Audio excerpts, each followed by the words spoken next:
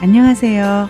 자유교회 이진우 목사가 보내드리는 아침 묵상입니다. 오늘도 예수 그리스도의 향기를 내는 복된 하루가 되시길 바랍니다. 6월 2일 화요일 아침 묵상입니다. 오늘은 풍요의 카오스와 말씀의 코스모스라는 제목으로 요한복음 1장 1절 말씀 다시 한번 계속해서 묵상합니다. 태초에 말씀이 계시니라. 이 말씀이 하나님과 함께 계셨으니 이 말씀은 곧 하나님이시니라. 새로운 하루의 일상을 시작하는 복된 아침입니다. 오늘도 말씀 묵상으로 하루를 시작하는 모든 분에게 주님의 인도하심과 평안이 함께 하시길 기도합니다.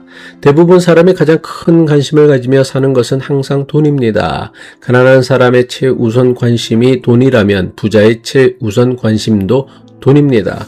돈에 관한 관심은 한 개인의 문제만이 아니라 국가 차원의 문제이기도 합니다. 가난한 나라가 가장 중요하게 여기는 것이 경제 부흥이라면 부자 나라가 가장 중요하게 여기는 것 역시 경제 성장입니다. 그렇다면 사람들과 국가는 왜 돈과 경제 문제에 이토록 집착하는 것일까요?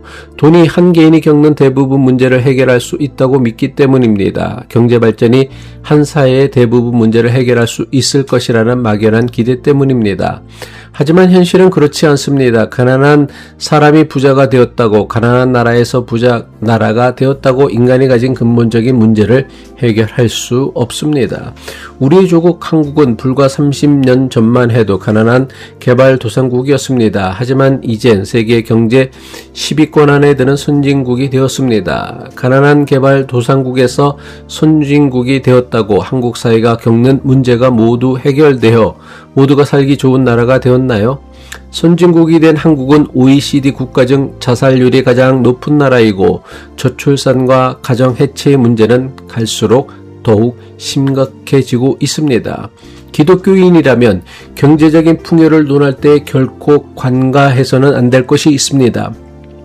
최초의 인간이었던 아담과 하와가 타락한 이유는 사회의 구조적 문제나 낙후된 경제적 여건에 있지 않았습니다. 아담과 하와가 살던 곳은 인류 최초의 낙원이라고 하던 에덴 동산이었습니다. 그것은 모든 것이 풍요로웠고 원하는 모든 것을 소유할 수 있었습니다. 하지만 그들은 부족함이라고는 찾아볼 수 없었던 파라다이스 에덴 동산에서 타락했습니다. 이유는 오직 하나, 하나님의 말씀을 외면했기 때문입니다. 창세기 2장 16절로 17절의 말씀이죠. 여호와 하나님이 그 사람에게 명하여 이르시되 동산 각종 나무의 열매는 내가 임의로 먹되 선악을 알게 하는 나무의 열매는 먹지 말라. 내가 먹는 날에는 반드시 죽으리라 하시니라. 아담과 하와가 하나님의 말씀 속에 거할 때는 아무 문제가 없었습니다. 그들의 삶엔 질서가 있었고 평화가 있었으며 생명이 있었습니다. 그러나 그들이 하나님의 말씀을 외면하고 짓밟았을 때에 모든 것은 순식간에 문제투성이로 돌변했습니다. 그들의 삶은 어둠과 혼돈 그리고 무질서의 나락으로 전락하여 마침내 죽음의 멍에를 뒤집어쓰고 만 것입니다. 그렇다면 잃어버린 에덴의 삶, 신락원의 회복은 어떻게 가능할 수 있습니까? 말씀의 상실로 하나님이 주신 낙원을 잃어버렸다면 이 문제를 해결할 수 있는 것은 말씀밖에 없습니다.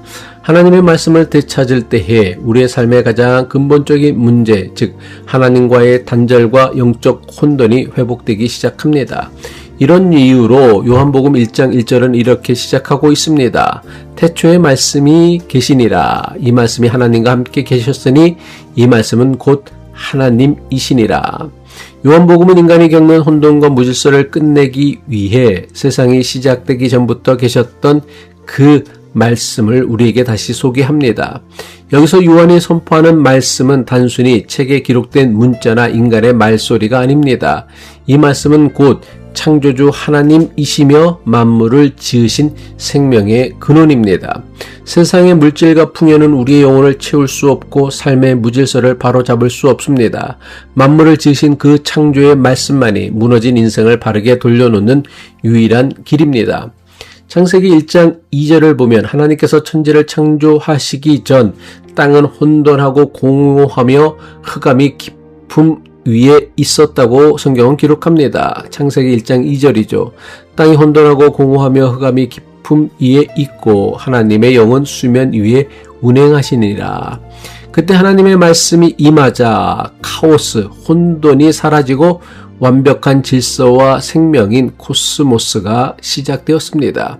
우리 인생도 마찬가지입니다. 말씀이 떠난 삶은 아무리 주머니가 가득 차고 선진국에 살고 있다고 한들 영적인 공허와 무질서의 나락에서 벗어날 수 없습니다. 요한복음이 선포하는 말씀 앞에 바로 선다는 것은 지금 나와 함께 하고 계시는 주님의 다스림 안으로 들어가는 것을 의미합니다. 그 말씀만이 우리의 추한 이기심을 부수고 완악한 심령을 깨트려 우리를 근본적으로 새롭게 하기 때문입니다. 돈과 경제 발전의 행복을 보장해 줄 것이라는 세상의 거대한 착각 속에서 우리는 오직 말씀 안에서만 참된 회복이 있음을 기억해야 합니다. 그래서 하나님은 우리를 위해 그 말씀을 보내주셨습니다. 요한복음은 이것을 이렇게 기록합니다. 요한복음 1장 14절이죠. 말씀이 육신이 되어 우리 가운데 거하심에. 오늘 하루를 시작하며 우리 중심의 태초의 말씀을 모시기를 원합니다. 삶의 생각과 계획이 무질서하게 흐트러질 때마다 나를 지으신 창조의 말씀 앞에 서야 합니다. 날마다 그 말씀을 쫓아 순종할 때에 탐욕의 삶에서 우리를 건지시고 상실해버린 에덴의 평화와 질서를 우리 삶에서 회복시켜 주실 것입니다. 기도하겠습니다. 세상이 창조되기 전부터 생명과 질서로 존재하셨던 하나님 아버지, 물질의 풍요 속에서도 여전히 공허함과 혼돈을 겪는 우리의 어리석음을 고백합니다. 에덴의 풍요 속에서도 말씀을 잃어 타락했던 아담과 하와의 모습이 바로 우리의 모습이 아닌지 돌아보게 하옵소서. 이 아침 태초부터 계셨던 생명의 말씀 앞에서 우리 자신을 정직하게 드립니다. 오늘 하루 우리 일터와 가정 속에서 말씀에 순종함으로 무질서가 변하여 주님의 평화가 임하는 작은 낭원을 경험하게 하옵소서. 우리를 말씀으로 거듭나게 하시는 예수 그리스도의 이름으로 간절히 기도합니다.